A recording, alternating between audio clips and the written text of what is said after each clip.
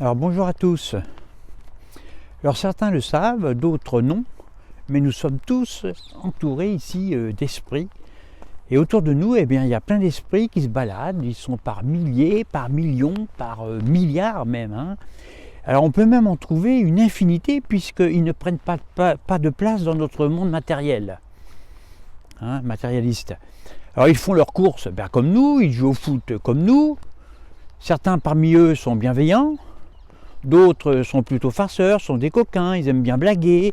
Et puis enfin, quelques-uns sont malheureusement malveillants. Or l'erreur, c'est de croire que les esprits n'existent pas parce qu'on ne les voit pas. Alors qu'en fait, c'est justement parce qu'on ne les voit pas qu'ils existent. Justement. Les idées aussi ne se voient pas. Et pourtant, elles existent. Les logiciels, on ne les voit pas, pourtant ils existent.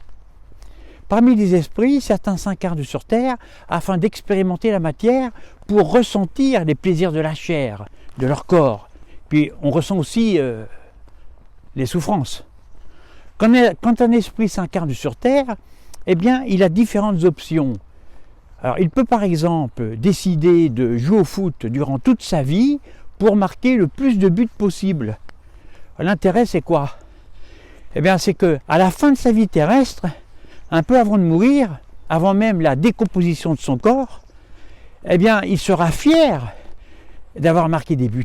Et s'il en a marqué suffisamment, s'il en a vraiment marqué beaucoup, eh bien, il servira de référence à ses enfants, aux enfants de ses enfants et ainsi aux générations futures.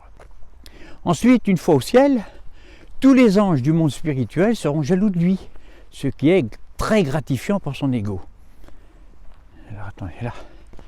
Alors bien sûr, on peut s'incarner sur Terre et puis faire autre chose que de marquer des buts.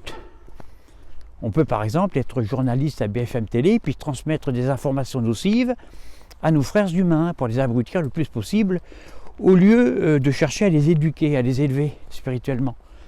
Alors les moyens informatifs modernes sont un outil ultra puissant. Soit on peut s'en servir pour construire un monde meilleur, soit en éduquant les gens, en les éveillant, soit pour le détruire. Alors le problème, c'est qu'à notre mort physique, on ne sera pas forcément fier de ce qu'on a fait durant une vie entière sur Terre. C'est ça le problème. Je vais passer par là, tiens. Et Dieu va peut-être nous obliger à nous réincarner une fois de plus sur Terre. Mais cette fois-ci, ce sera dans la peau d'une de nos victimes. On souffrira.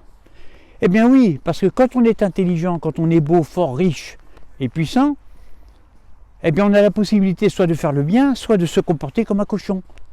On peut ou aider les autres, ou se servir égoïstement, ou profiter de notre pouvoir et de nos dons pour faire le mal, en asservissant nos frères humains, par exemple.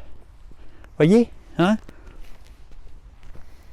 Alors, dans quoi d'autre un esprit pourrait-il se réincarner? Eh bien, ça peut être dans le corps d'un intello qui, toute sa vie, empile des briques virtuelles sur son smartphone, ou bien alors il amasse des pièces d'or dans sa cave, comme ça à l'infini. Hein. Alors, il y a une catégorie aussi d'êtres incarnés qui aspirent à une vie spirituelle, qui veulent se libérer de leur corps. Ils vivent dans des monastères, ils ne mangent pas, ils sont tout maigres, ils dorment sur des planches à clous, tout en haut d'une montagne, comme ça, dans le froid, c'est gelé. Hein. Alors ça, c'est ce que j'appelle des doux furieux. Hein. Ce sont vraiment des... voilà. Alors, ces esprits-là n'ont pas compris que s'ils sont descendus sur Terre, s'ils se sont incarnés en êtres de chair, ce n'est pas pour vivre comme des anges, mais bien comme des hommes. Et vivre comme des anges, eh bien, on a l'éternité pour le faire. Il ne faut pas le faire sur Terre. Alors, à l'occasion de cette nouvelle année, je nous invite, nous tous, à prendre un petit peu de recul. Alors, que faire cette année? Marquer des buts, s'abrutir devant son écran, se comporter comme un cochon, s'éveiller à la vie spirituelle, élever nos âmes pour une humanité meilleure. Alors, je nous souhaite une belle et heureuse année. Et je vous fais une bise à toutes et à tous. À bientôt pour une prochaine vidéo.